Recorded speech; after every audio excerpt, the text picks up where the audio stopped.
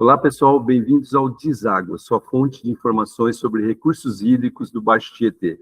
Hoje estou aqui, Cássio Bettini, junto com a Adriana e o Cristiano. Vocês estão notando aí que hoje tem uma coisa diferente, né? A gente não está no nosso estúdio, então a gravação é remota. E o Cristiano, pessoal, Cristiano Kenji Iwai.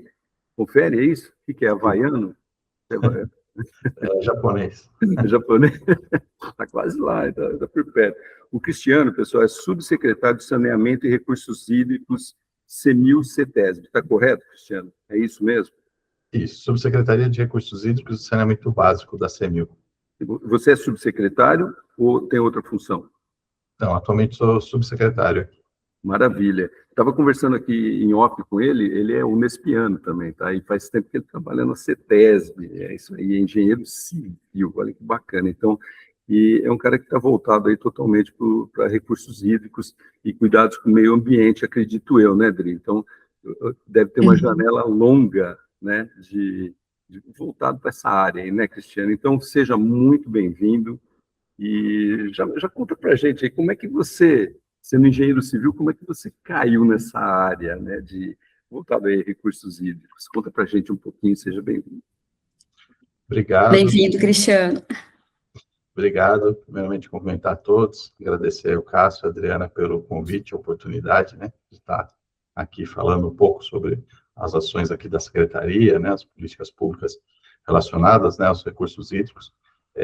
Então, só contando um pouquinho, né, eu sou funcionário de carreira da CETESB, né, desde 2003, trabalhei em diversas áreas, na parte ambiental, de controle de poluição, também voltados ao saneamento, resíduos sólidos, né, e desde 2024, né, final de 2024, eu estou aqui na subsecretaria, né, então, acompanhando aí diversas ações, políticas públicas, né, relacionadas a recursos hídricos e as 4 vertentes aí do saneamento básico. Mas conta pra gente aí, como é que você foi parar nessa área? O que aconteceu? Assim? Como é que você construiu, assim, como é que a engenharia civil chegou aos recursos hídricos?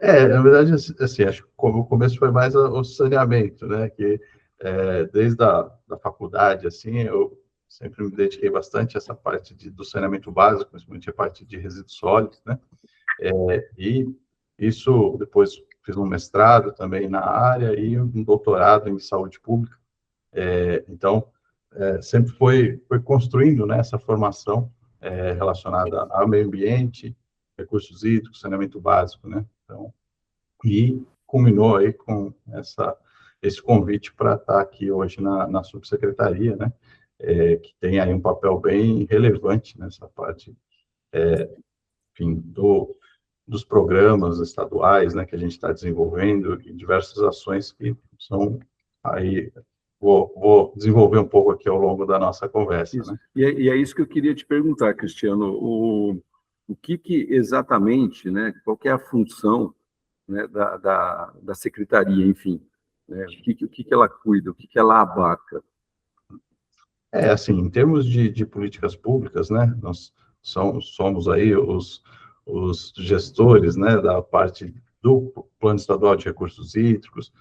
O ano passado, né, nós publicamos o Plano Estadual de Saneamento Básico. Estamos revisando agora, num processo de revisão, né, do Plano Estadual de Resíduos Sólidos, né, que foi elaborado em 2014, revisado em 2020, e agora entra num novo ciclo de revisão que deve ser finalizado esse ano, né.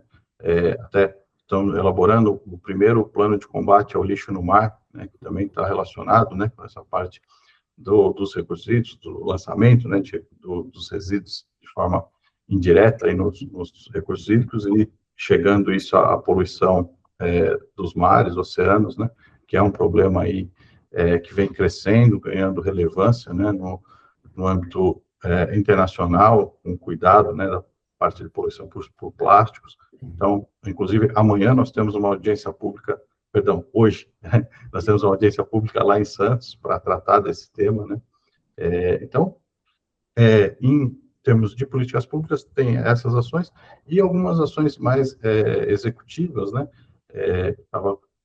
Por exemplo, o FEHIDRO, né, o Fundo Estadual de Recursos Hídricos, que é amplamente conhecido aí nos comitês, os comitês fazem, né, a sua indicação, a priorização, e depois vem aqui para a subsecretaria, nós temos a diretoria de recursos hídricos que faz essa gestão, né, essa parte mais administrativa, do acompanhamento, da contratação, né, do agente técnico, agente financeiro, e o acompanhamento de todos os empreendimentos, né. Temos ainda outros fundos aqui relacionados também à parte de equipamentos, né, o FECOP, temos um fundo de apoio à universalização do saneamento básico, né, o FAUSP, que está relacionado aí ao contrato da URAI-1, né, então, também temos várias tarefas aí, né, relacionadas a essas ações. E fora a questão de eventuais convênios também que a gente firma com os municípios, né, para apoio em empreendimentos específicos, né. Só para entender, Cristiano, por exemplo, aqui se discute, né, no comitê, nós estamos no comitê da bacia do Baixo Tietê, né? Aqui se discutem nas assembleias, nas reuniões, e as câmaras técnicas, inclusive, os projetos FEHIDRO, ok? Então, eles colocam em pauta tal, para poder viabilizar ali um financiamento, né, que é o fundo para isso, né, para poder ajudar aí com projetos e tal. Isso aí está ligado diretamente a vocês, pelo que você falou. É isso? Então, é só para contextualizar mesmo, sabe? Assim, tipo, cada trabalho que os comitês do estado todo realizam, só para a gente entender, sabe, Dri? Eles vão para lá também, quer dizer, a subsecretaria, ou a secretaria, né, na verdade, ela está envolvida diretamente com isso. Confere? Isso, exatamente. Exatamente, assim, todo o recurso da cobrança, né, e da contribuição financeira dos recursos da CEFUR, né, eles vêm para uma conta do Estado, né, nós, enfim, também fazemos ali a Secretaria Executiva, né, do COFEHIDRO, que faz, né, a distribuição desses valores, né, para os comitês de bacia. Aí os comitês de bacia, né, seguindo as regras do MPO, né, do Manual de Procedimentos Operacionais, faz a priorização e a indicação dos empreendimentos, e a partir daí essa indicação vem para a subsecretaria, diretoria de recursos hídricos, que faz a análise, né, documental, e essa gestão, né, junto ao agente financeiro e o agente técnico. Então, todo esse trabalho, né, que é feito aqui diretamente. Não, muito legal. Eu perguntei isso justamente para a gente ter, né, uma noção do caminho, né, que percorre, né, todos os projetos, enfim, né, que está tudo interligado. É uma grande estrutura, né? Exato. Existe uma grande estrutura, assim, que começa aqui no Comitê de Bacias, que é na ponta, né? Nos 22 comitês de bacia, 21 comitês de bacia, são 22 UGRs, né? Unidades de Gerenciamento de Recursos Hídricos. Então, aqui na ponta, a gente sente as nossas demandas, as nossas prioridades, seguindo o plano da bacia, que é o grande diagnóstico que avalia todo esse território aqui, né? No caso do Baixo Tietê, são 15.500 quilômetros quadrados. Imagina a extensão disso, 42 municípios, né? E aí todo esse trabalho das câmaras técnicas, até chegar realmente no topo dessa estrutura, desse organograma, que é essa Secretaria de Recursos Hídricos, que realmente vai dar andamento, porque quando a gente fala do financiamento, mas isso aí vai ser tema, Cássio, de um outro podcast, quando a gente fala de financiamento junto ao FEHIDRO, no caso, praticamente 100% das demandas que nós temos aqui no Baixo Tietê são a fundo perdido, né? Tá. Então, é um financiamento que não tem, né, que não é pago pelo seu tomador, né? E o que nos remete a uma responsabilidade muito maior ainda. Mas o Cristiano falou da questão dos quatro eixos aí do saneamento, né? Que a gente também já abordou aqui, essa questão no deságua, que é o gerenciamento, o manejo de resíduos sólidos, águas pluviais, que é drenagem, né, o esgotamento sanitário e água potável, né. E falando, e a ideia nossa aqui, o propósito nosso hoje aqui, Cristiano, a expectativa aqui de recebê-lo é justamente para a gente falar de uma questão de saneamento mesmo, que é a eutrofização. Então, aqui no Baixo Tietê, nós temos vivenciado rotineiramente, com uma frequência que se tornou, assim, cíclica, praticamente, né, que não se remete somente mais ao período do verão, a eutrofização do corpo d'água, que no caso aqui é reservatório, né, nós estamos aqui, o reservatório de Nova Vanhandava e mais a jusante Três Irmãos. Isso se tornou uma rotina. Então, assim, contextualizando um pouco do ponto de vista técnico, a gente entende assim, o Baixo Tietê, ele já recebe um aporte de carga orgânica, que talvez o corpo d'água, até pela dinâmica, não seja capaz de se autodepurar, que vem da montante, ou seja, vem lá de cima, vem do Alto Tietê, vem do Médio Tietê, né, vem de uma região mais próxima nossa, que é Bauru, né, que é um contrassenso, uma época dessa, né, um município daquele porte, bom, independente do porte, mas tratar, assim, menos de 3% do esgoto gerado, e lança no corpo d'água que chega até o rio Tietê. Então, tudo isso contribui para esse cenário, assim, ora, o baixo curso do rio Tietê está recoberto por macrófitas, aguapés e outras plantas aquáticas, que parece assim, um campo de futebol olhando de longe, e ora ele parece um suco de clorofila, totalmente eutrofizado. Assim, é um suco de cianofícias, né?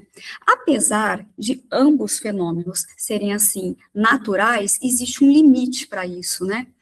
E a gente, a expectativa, assim, é realmente, assim, dar uma resposta para a sociedade. Por exemplo, o que efetivamente, assim, a CEMIL, por meio da CETESB, ou outras estruturas que foram criadas aí, de forças-tarefas, o que tem sido feito, assim, para, no estágio que está, é necessário combater, é necessário remediar, mas também é necessário prevenir. Então, nesses 3 estágios do problema, o que o senhor pode falar para a gente?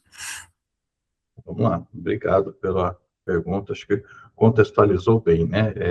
De fato, assim, a gente sabe que essa questão da eutrofização, né, do crescimento aí de macrófitas, né, ele está diretamente relacionado, né, à questão da carga orgânica e o excesso de nutrientes, e que a gente tem notado, né, nos últimos anos um agravamento, que acredito que está muito relacionado também às questões das mudanças climáticas, né, a gente tem um aumento da temperatura, né, média, e isso também contribui, né, para a intensificação desse fenômeno.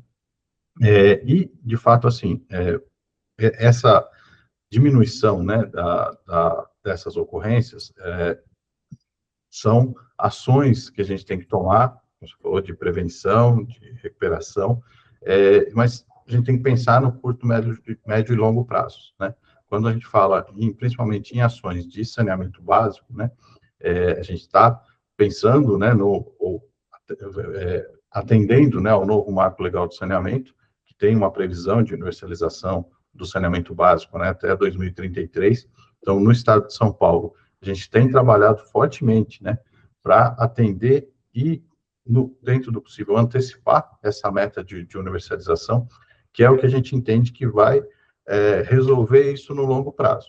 Mas a gente também tem que pensar em ações mais imediatas, né, que a gente sabe que não vai resolver totalmente o problema, mas a gente tem que mitigar de alguma forma, né? Então, falando então de um dos programas que a gente tem aqui na Secretaria, né, que é o Integra Tietê, que ele foi lançado em 2023, reunindo, né, diversas ações que já estavam em curso, né, estamos falando desde o projeto Tietê, lá da década de 90, né, o Novo Pinheiros, mas intensificando, aprimorando essas ações alinhadas, né, com toda essa integração que eu comentei que é necessário, né, não só a questão do saneamento básico, né. Então, esse programa, né, ele está reunido em 5 eixos, né. Então, tem a parte do controle de cheias, né, que é executado prioritariamente pela SP Águas, né, com ações de limpeza e desassoreamento dos cursos d'água.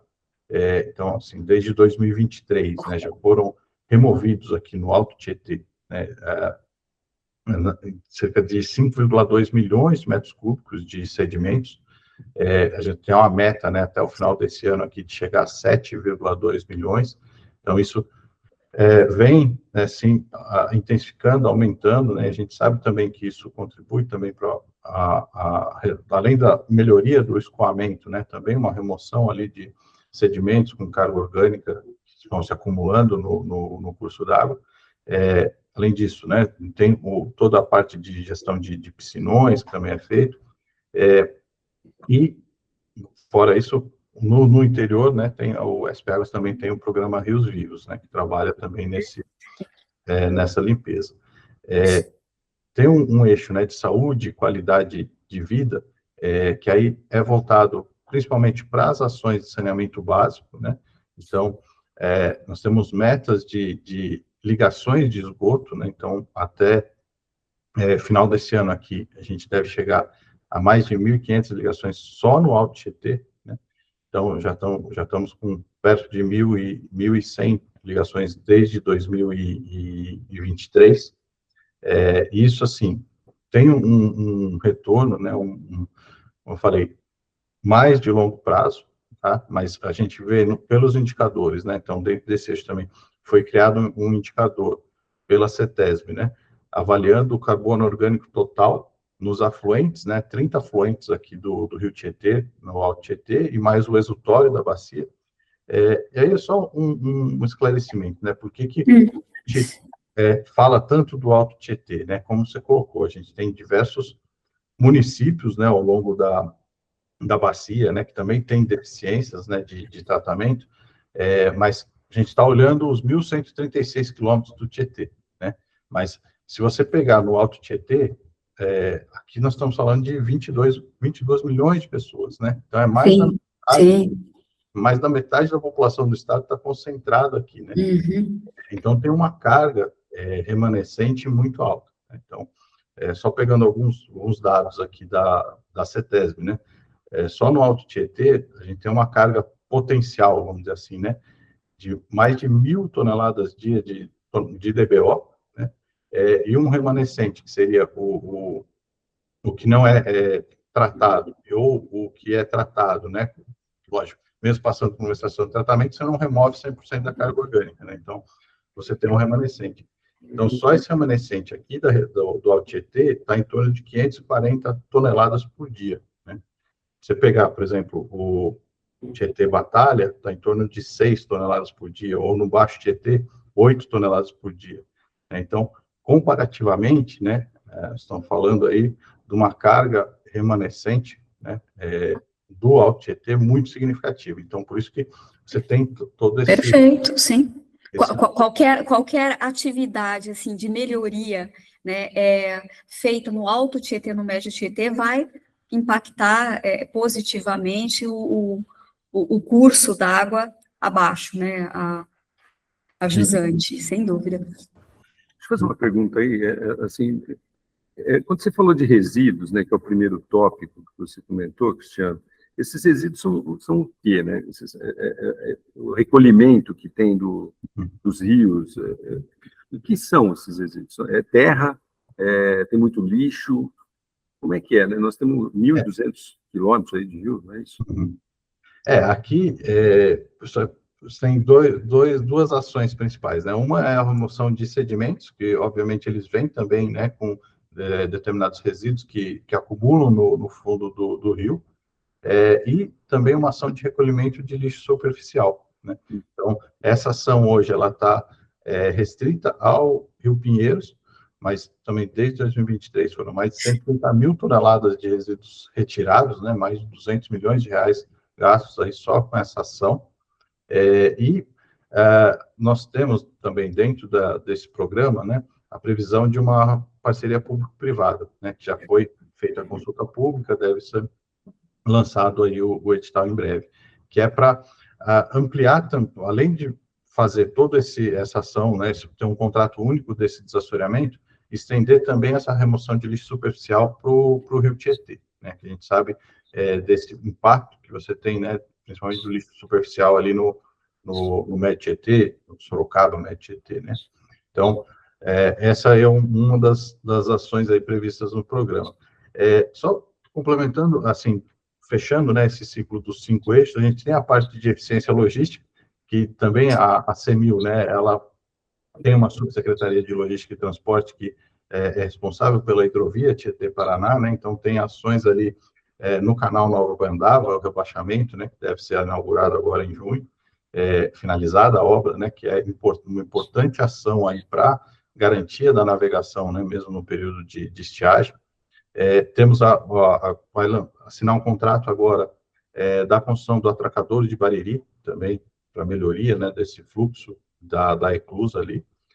E, especificamente, né, nessa parte das macrófitas, né, a gente sabe que tem um desafio grande ali na represa de Barra Bonita, em relação à parte de turismo, em função do acúmulo ali de algas que dificultam, né, essa navegação. Então, esse ano aqui foi instalado, né, 1 quilômetro, né, 1.000 metros de barreiras ali na entrada da eclusa de Barra Bonita, em duas linhas ali, para garantir, né, que mesmo eventual acúmulo de macrófitas ali, você consiga fazer a eclusagem, principalmente a questão turística ali, né. Então, esse é um foco aí também importante do programa, sabe que é uma ação de mitigação, né, mas a gente tem trabalhado também com, aí no caso mais a CETESB, com a Auren, no plano de manejo de macrófita dos reservatórios, né, para também atacar de forma mais preventiva essa questão, né. Só aí fechando o turismo, lazer e integração, a gente sabe também do múltiplo uso do Rio Tietê, né, da importância que você tem também para o turismo, para o lazer. Então, hoje, né, tem ações ali, novos núcleos, novos parques ali na próxima nascente, e ações também de reflorestamento, enfim, também relacionados ao programa. E, por último, né, a governança.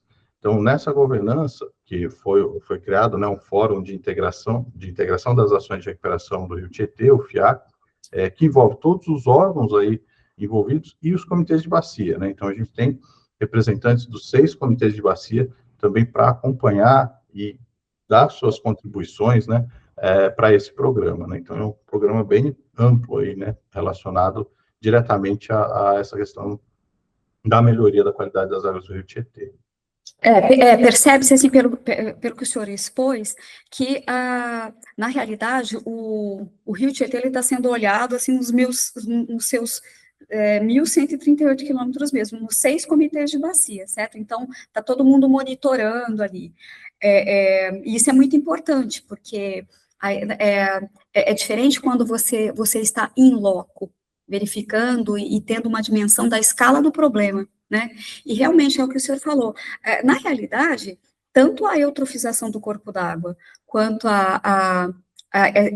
esse descontrole, esse crescimento descontrolado de macrófitas, isso aí causa prejuízo para todos, né, para absolutamente todos os setores, o turismo, a pesca, a geração de energia, abastecimento público de água, e na realidade, quando a gente fala assim dos nutrientes, da carga orgânica, eu acho que a gente tem que dar um nome mesmo, né? Nós estamos falando sobre tudo que é excesso, é poluição, né? Tecnicamente é isso. Então, nós também temos aí um problema de saúde pública, né? E quando acontece, e isso também é muito recorrente, por exemplo, o que chega aqui na ponta para o cidadão? As maiores reclamações são um odor, um forte odor, assim, e aquilo dura semanas, né, enquanto o corpo d'água ali está eutrofizado, realmente um cheiro, assim, muito incômodo mesmo, e o pico é a mortandade, assim, de crustáceos, né, de camarõezinhos, de água doce e peixes, né, enfim. Quando acontece, Cristiano, esses episódios, qual que é a ação imediata no caso da CETESB? A CETESB vem, faz uma análise, como que tá, o que você pode falar sobre a qualidade da água aqui no Baixo Tietê, especificamente aqui nesse trecho, né, nesse curso, e como que isso é divulgado para a população? Por exemplo, isso chega para a população, a gente sabe, então tá assim, o que está acontecendo? Falta oxigênio, tem muito fosfato na água, que tipo de cianofícia é essa? Realmente faz mal à saúde ou não faz mal à saúde? O que se sabe até o momento, por favor? Não, vamos lá. Realmente, assim, essas ocorrências, normalmente, assim, elas têm uma repercussão grande na imprensa, né? Mas no momento da mortandade. E você acaba tendo uma ação ali de investigativa mesmo, né? De fazer uma fiscalização, lógico, tentar buscar eventuais causas, mas fazer análises, né? Então, para você, de fato, aferir, né, ou verificar as causas, né, você faz a amostragem de água, se possível, do peixe ou do crustáceo, né, tem que levar isso para um laboratório para fazer todas as análises necessárias para você ter uma conclusão, de fato, né, das causas daquela mortandade. E isso, normalmente, demora um tempo, né? Então, você pode estar falando de análise aí, mais a interpretação dos dados, né? Todo esse contexto, né, da fiscalização para avaliar possíveis fontes. Então, normalmente, esses resultados aí acabam demorando 30, às vezes até 60 dias, né? Para você ter um laudo, um parecer técnico, né, embasado, para, de fato, ter ali o nexo causal, né? E o que ocorre é que, muitas vezes, a própria imprensa acaba não repercutindo, né, esses resultados. Né, aponta, né, no momento ali que ocorre, mas não tem esse acompanhamento. Mas, o que acontece? A CETESB, ela divulga isso, né, então, lógico, sempre que é demandada, né, você tem essa informação, mas, anualmente, você tem o relatório de águas interiores da CETESB. Então, ele tem um capítulo lá, de mortandade de peixes, né, que coloca todos esses números, né, das ocorrências no estado, de uma forma geral, e tem um anexo detalhado por UGRI, né. Então, por exemplo, né, o último relatório de 25 ainda não está publicado, né, mas o último de 24, se vocês entrarem lá, vocês vão ver, nas UGRIs 13, 16 e 19, né, médio baixo Tietê, em 2024 foram 37 ocorrências de mortandade, comparativamente ao estado, que teve 181, então teve 20% das ocorrências nessas três UGRIs. E aí tem, né, as causas, vamos dizer assim, né?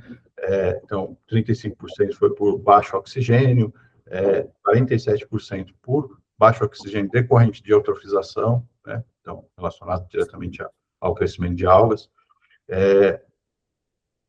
12% por substâncias tóxicas e 6% inconclusivas, que mesmo com as análises não se chegou, né, a uma conclusão efetiva. Cristiano, esses dados, desculpe interromper, esses dados, eles são públicos?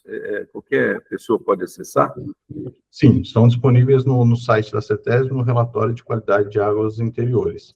A gente pode deixar aqui na descrição, na descrição do vídeo, né? A esse... Show. Isso é importante, legal. Sim, porque, por exemplo, no Baixo Tietê, a gente estava levantando essas informações para poder contextualizar aqui esse episódio aqui do deságua. O Baixo Tietê, ele tem 12 pontos de monitoramento de água superficial. Lembra, Cássio, que a gente estava vendo esse mapa?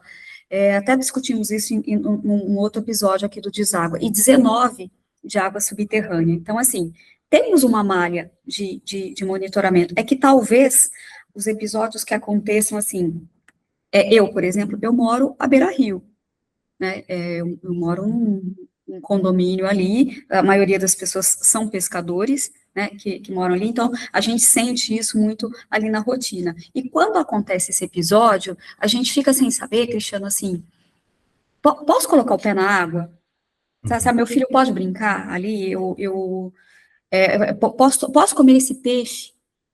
Né? Então, talvez, assim, você falou da questão da divulgação dos dados, eu não sei, me surgiu essa ideia agora aqui de momento, mas os comitês de bacias, não somente o Baixo Tietê, mas eles são muito próximos da comunidade, né? Talvez tenha uma articulação de comunicação mais ágil, quase que instantânea. Então, talvez se esses dados fossem divulgados nos comitês de bacia, talvez as pessoas se sentissem mais seguras, porque é uma questão mesmo de segurança, sabe? É justamente isso que eu falei, assim, posso entrar na água, posso comer esse peixe, né? E isso, então, talvez a resposta não tenha vindo nesse time necessário e tenha deixado a população realmente, assim, insegura, né? Com relação a isso, porque são episódios, assim, e como eu já disse lá atrás, assim, essa frequência, ela realmente, assim, ela requer uma resposta, né, à altura. A gente não falou, você falou, assim, expôs de uma forma muito clara que a questão de todo o monitoramento que acontece, né, temos esse relatório da CETESB, assim, ou seja, esses dados, eles estão organizados, então existe sim uma resposta, talvez não esteja muito claro, talvez seja muito técnico para a população. Uhum. Mas em termos de fiscalização, o que tem sido feito? Só me permite complementar até, você como colocou, né, dessa necessidade de, principalmente a questão da vulnerabilidade, né, das pessoas poderem entrar na água ali. Isso, por isso que é importante, né, essa comunicação, porque, de fato, você acaba não tendo uma resposta, muitas vezes, imediata para a população, né, porque a metodologia, né, estabelecida para vulnerabilidade, ela demanda monitoramento por no mínimo 4 semanas, né?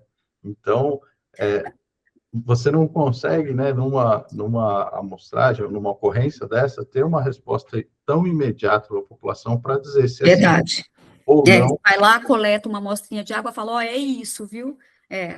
Realmente, tem todo o tempo de laboratório, enfim.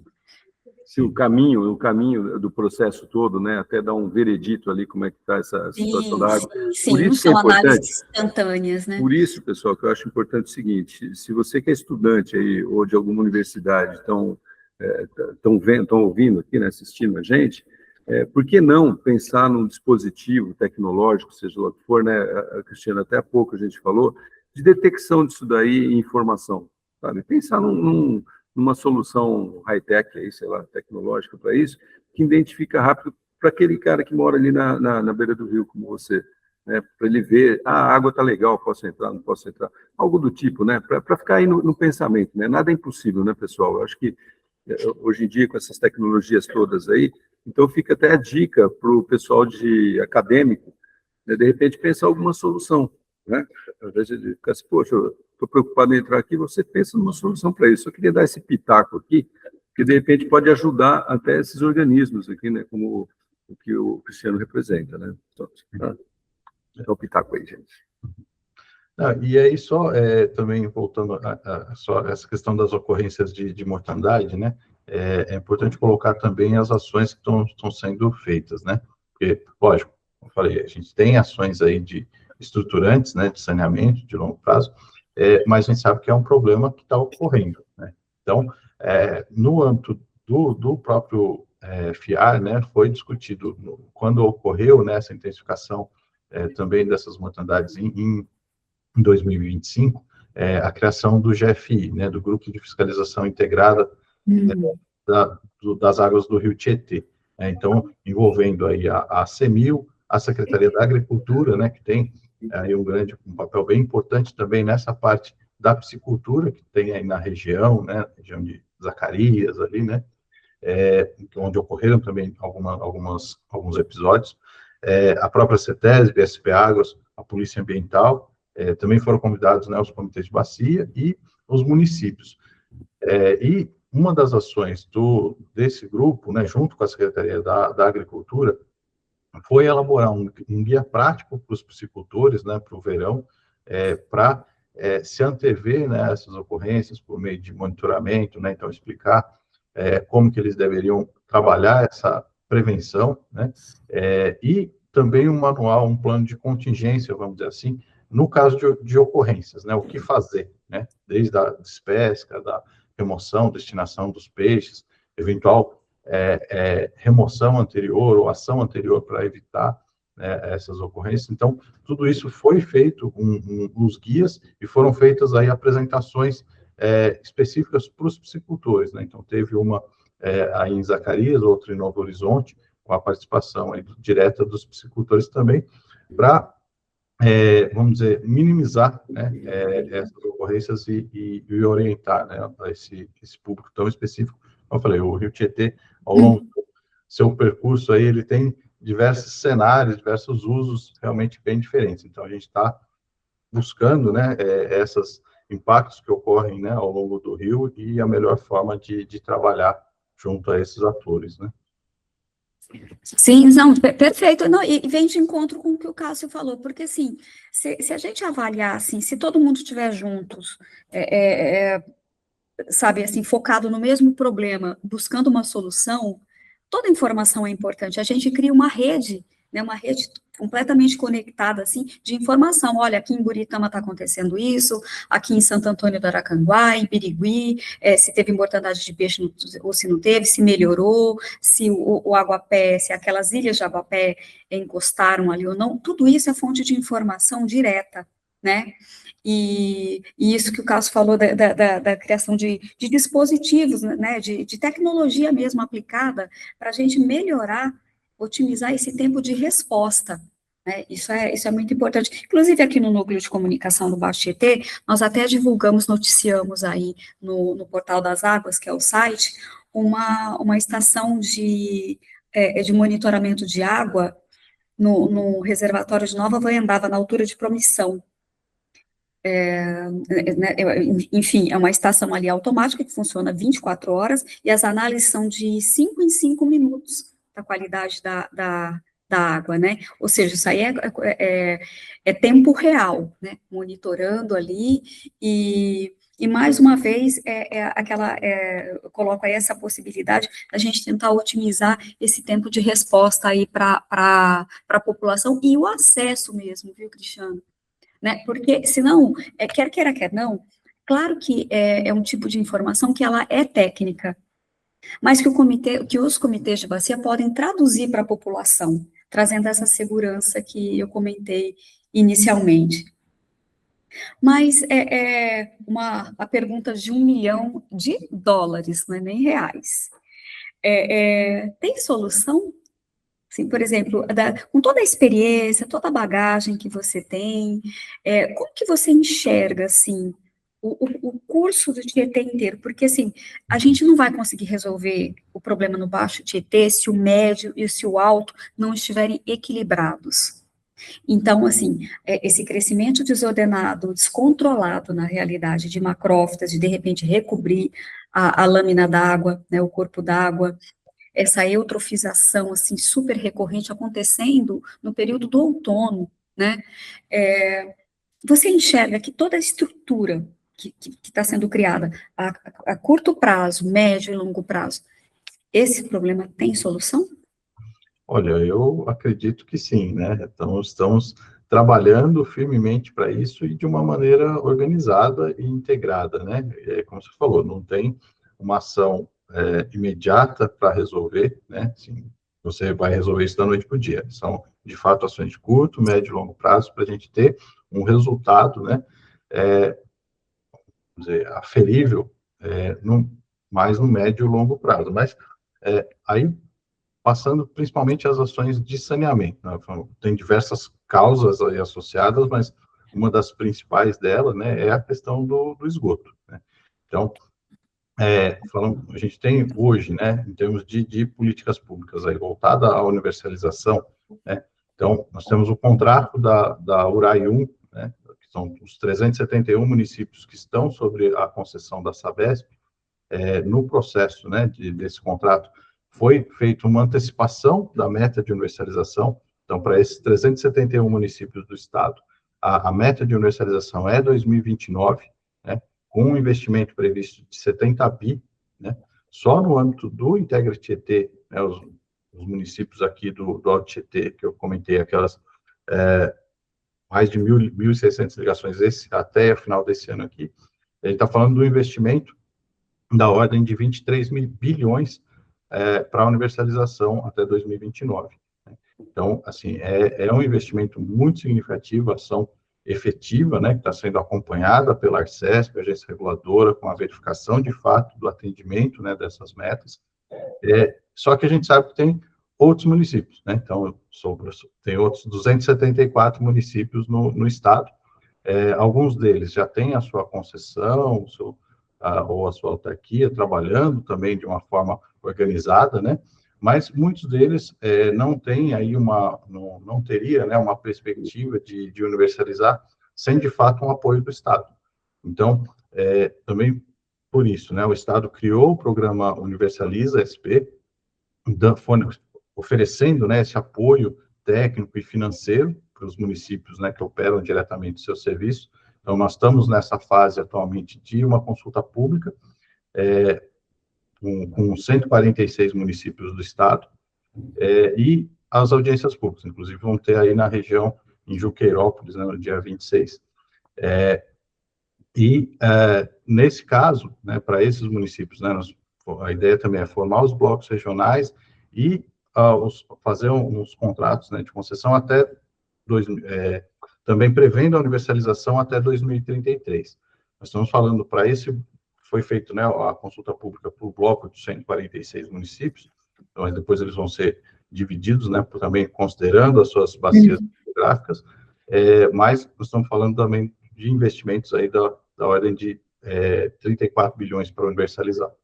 Perfeito, não, quanto mais estreitar o olhar, assim, quanto mais local a gente conseguir enxergar o problema, né, e trazer a solução, mais eficiente vai ser, não há dúvida. Você falou da universalização, só para a gente traduzir aí para o nosso ouvinte, eu fiquei esperando, Cássio, você fazer essa pergunta, porque o Cássio, assim, ele tem a idade do porquê, entendeu? E ele sempre, mas o que é isso? Eu anotei um monte aqui, inclusive, né? Universalização, pergunta, por favor, vou deixar para você. Diga lá, Cristiano, para esclarecer para o pessoal. Não, com certeza. Desculpa, é que a gente acaba... Vai no automático. Vai no automático, né? Mas, de fato, o novo Marco Legal de Saneamento, né, a Lei 14.026, de 2020, estabelece metas, né, para a universalização dos serviços de saneamento básico. No caso, 99% de abastecimento de água potável e 90% de coleta e tratamento de esgotos até 2033. Então, são essas metas que a gente persegue, né, para atendimento da legislação. Eu estava pensando aqui uma outra coisa também, né? No começo do papo, o Cristiano até falou assim, que a gente está tomando conta aqui do Rio Pinheiros, aqui em São Paulo, né? E tentando resolver essas soluções. E aqui a gente do interior, a gente tem aquela ideia, fala, poxa, mas o pessoal fica aí em São Paulo, fica mais preocupado em resolver os problemas daí, né? E acaba esquecendo um pouco aqui, a gente aqui na região, aqui no oeste, né, do sertão paulista aqui, né? Mas aí também eu me lembro de uma coisa que é o seguinte, o Rio Tietê, ele é diferente dos demais aqui, né? Ele corre ao contrário, né? Ele deságua aqui ele não deságua direto no mar aqui, né? Então ele corre o estado ao contrário. O Rio Teimoso, né? É o Rio Teimoso, né? Então, o que acontece? Se não trata lá, o que a Adriana falou agora há pouco aqui também, né, Cristiano? Se não trata aí, vai chegar aqui muito ruim, né? Porque a água vem para cá. Então, realmente é importante, né? Acho que meio que óbvio até vocês analisarem, né, e dar uma certa preferência, digamos assim. Mas tem preferência mesmo? Ou tem sentido isso que eu estou falando, ou não, Cristiano? Não, com certeza, né? Eu falei, hoje, vamos dizer, a maior concentração de pessoas, né, acaba estando aqui. Sim, então, sim. Você acaba tendo vamos dizer, esse maior investimento aqui, mas eu coloquei assim, a gente está olhando 645 municípios do estado e, especificamente, né, tem 283, se eu não me engano, que estão na... Esses 283 são os que têm... alguma contribuição para as bacias para 6 ugres do Tietê, né? Do Tietê, ou seja, tem margem com o Tietê, né? Tem território, as margens do Rio Tietê, ou lançam alguma carga orgânica ali. Isso. A área de drenagem, né, do município deságua no Tietê, né? Então, assim, e nós estamos falando de regiões como, além da região metropolitana de São Paulo, região de Campinas, Sorocaba, né, Bauru. Então, assim, tem municípios aí grandes, né, regiões bem desenvolvidas, também com uma concentração de pessoas, né? Então, faz sentido, né, a gente focar, inicialmente, nesses locais, mas tem que olhar todo... Sem dúvida, uma questão de escala, né? Não, sem dúvida. Mas a gente está falando tanto de esgoto aqui, só assim, já partindo para a reta final aqui do nosso podcast, a gente está falando bastante de esgoto, claro que o esgoto talvez seja, em termos assim, de contribuição para todo esse cenário aí que a gente falou de eutrofização, de crescimento desordenado de macrófitas, seja o grande vilão. Mas eu acredito que todo o uso e ocupação das bacias, Cristiano, contribua para isso, né? Então, por exemplo, a gente tem aí o carreamento de fertilizantes, de agrotóxicos, enfim, é um conjunto de fatores, na realidade, que também me corrija, me conduza para uma resposta melhor aí. Eu entendo que não tem uma solução, sabe? Por exemplo, assim, você vai tomar dipirona. Eu acredito que não seja isso. É um conjunto de ações que vão trazer essa solução, que vão realmente equilibrar esse ecossistema que é o grande rio Tietê, né? E nesse conjunto de ações, eu entendo que você precisa ter conservação de solo, não adianta só monitorar a qualidade da água. Para a gente trabalhar no preventivo, você tem que ter isso. Por exemplo, quando você sabe as causas, fica muito mais fácil de você ir buscar a solução e implementar essa solução. Então, assim, nós estamos falando sobre conservação de solo, que faz todo esse carreamento de fertilizantes, de agrotóxicos para dentro do corpo d'água, a mata ciliar. Aqui na UGRI 19, no Baixo Tietê, nós temos menos de 10% do território recoberto por vegetação nativa. Então, ou seja, esse conjunto de ações. E, nesse sentido, nós temos uma fiscalização também, nós temos a CEMIL tem uma proposta, tanto para fiscalizar, quanto para implementar esse conjunto de ações. Como que se pensa isso? Então, aqui na CEMIL, né, falando no âmbito desse grupo de fiscalização integrada, né, nós temos a diretoria de fiscalização, que atua diretamente com a Polícia Ambiental, né? Então, também, dentro da intensificação dessas ações do GFI, eles intensificaram a verificação de todos os TCRAs, nós temos de compromisso de recuperação ambiental da bacia do Rio Tietê. Então, além da fiscalização mais ostensiva, né, para ver a parte de supressão de vegetação, intervenção em APP, foram verificados todos esses termos, né, de recuperação ao longo da bacia do Rio Tietê, para, de fato, cobrar, né, a recuperação e o compromisso assumido pelos eventuais infratores ou relacionados também ao próprio licenciamento ambiental, né? De fato, buscando, né, a recuperação dessa mata ciliar, principalmente. E também, assim, falando de outras ações, né? No âmbito desse grupo também estamos pensando inovações em termos de tecnologia, né, que foi comentado aqui. Então, nos próximos meses aí a gente deve anunciar, né, alguns resultados já de algumas dessas ações, então, de trabalhar com sensoriamento remoto, né, imagem de satélite, para também acompanhar, né, tanto a questão das macrófitas quanto de eutrofização, e também alguns pilotos, né, relacionados a essa parte de controle, tá? Então, não dá para adiantar enquanto a gente não tem, né, ainda resultados, né, mas a gente também está buscando essa inovação, além do monitoramento automático, né, que a CETESB já vem fazendo, né, algumas outras ações também para ter algumas respostas aí mais assertivas e mais rápidas, né? Então, o que efetivamente, né, a gente viu essa série esse cenário, enfim, né, muito trabalho a se fazer, muita coisa para se produzir, muito cuidado para ter com esse líquido precioso aí, que é a água para a gente, né? Efetivamente, aí, a população parece que não sabe muito bem o que está acontecendo aqui no bastidor, né? Tem muito trabalho, a gente sabe que está mais envolvido. Mas que recado que você deixa para esse pessoal que está nos ouvindo aqui, que não tem muito acesso, né, a essas informações que a gente tem privilegiadamente? Não, com certeza, Cássio. Assim, primeiramente, até agradeço, né, o Cássio e a Adriana por abrir esse espaço aqui para nos propiciar, né, divulgar essas ações, essas ações, assim, esses programas estruturantes que nós temos aqui na Secretaria, no Governo do Estado, né, e outros atores que estão envolvidos, que nós estamos olhando e trabalhando intensamente para resolver, né, essa questão da qualidade das águas do Rio Tietê, sabe da importância desse rio para o povo paulista, né? Eu também, particularmente, aí me identifico, a gente conversou antes, né, estudei ali na região de Bauru, ia pescar ali em Pongaí, comer peixe do Tietê. Atualmente eu moro aqui na região metropolitana, mas mais a montante, né, em Mogi das Cruzes, então a minha cidade é abastecida com água do Rio Tietê, né? Então a gente sabe, de fato, da importância dos múltiplos usos desse rio, e aí é importante esse canal para a gente poder falar, né, todas essas ações que estão sendo feitas, né, pensando no saneamento, na parte de fiscalização, na educação ambiental, né, tudo isso acho que é um caminho para a gente mostrar para a população que a gente está olhando, de fato, e dando a importância necessária para esse rio tão importante para o nosso estado. Perfeito, é isso aí.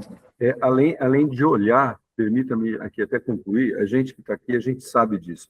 Realmente é muito esforço, é muita gente envolvida, e ao contrário do que possa parecer para muita gente, né, a gente está no Brasil e existe essa preocupação, você é muita burocracia, ninguém faz nada, sabe aquela coisa do inchaço e tal? Não, a gente vê realmente que tem muita gente, por isso que a água chega limpinha aí na tua casa, né?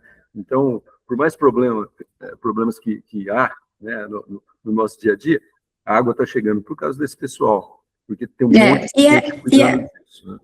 E é um desafio, realmente, a gente traduzir, é um desafio, mas também precisa ser um compromisso, e isso o Núcleo de Comunicação aqui do Baixo Tietê tem, assim, se dedicado a fazer diariamente. A gente precisa traduzir informações técnicas e disponibilizar para a população, né? Essa informação, ela precisa chegar lá no cidadão. Eu sempre falo, o não técnico, né? Ele tem que saber, ele tem que se sentir seguro, acolhido e participativo. Muito legal. Cristiano, muito obrigado pelo seu tempo agora aqui com a gente e esclarecer aí, né? Falar realmente qual que é o que está por trás de tudo isso daí. Realmente agradecemos bastante e fique à vontade para dar mais um recado para a população, para os nossos ouvintes, se você quiser. Não, acho que só, mais uma vez, agradecer, né, ao convite, a oportunidade. De fato, a gente acaba falando muitas vezes num tom mais técnico, mas é importante, né, a gente tentar traduzir da melhor forma possível para passar essa informação aí tão relevante para a população. Então, só agradeço mesmo. E o próximo podcast é presencial. Desce aqui no nosso PT. Vai ser interiorano, já agenda, isso. Será um prazer. Pô, vai ser muito bom mesmo. Pessoal, esse foi o Deságua, a sua fonte de informação sobre recursos hídricos do Baixo Tietê. Até o próximo.